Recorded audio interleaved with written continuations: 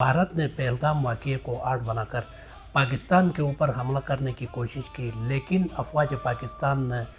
भारतीय फ़ौज को नरेंद्र मोदी सरकार को ऐसा जवाब दिया कि उनकी आने वाली नस्लें भी याद रखेंगी। गुज़श्ता रोज़ से भारत एक बार फिर पाकिस्तान पर जो हमला करने की बातें कर रहा है या धमकियाँ देने की कोशिश कर रहा है, मैं ये कहूँगा कि मोदी सरकार कान खोलकर सुन ले। अगर इस बार भी जारियत करने की कोशिश की तो अफवाज पाकिस्तान और बिलखुसूस पाकिस्तान के अवाम, बिलखुसूस गिलगित बल्तिस्तान के अवाम अफवाज पाकिस्तान के साथ मिलकर भारत को ऐसा जवाब देंगे कि मोदी की आने वाली नस्लें भी क्या याद रखेंगी।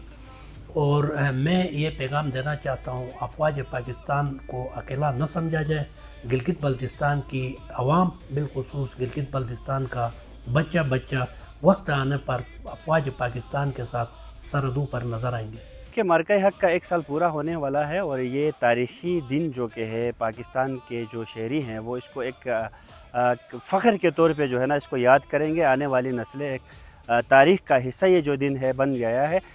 जिस तरीके से इंडिया ने पाकिस्तान के ऊपर चढ़ाई करने की कोशिश की थी, जो सर्जिकल स्ट्राइक जो अपने गिनौने ख्वाब लेके जो है पाकिस्तान की सरहद अबूर करने के लिए वो आए थे, और जिस तरीके से हमारी पाक फ़ौज ने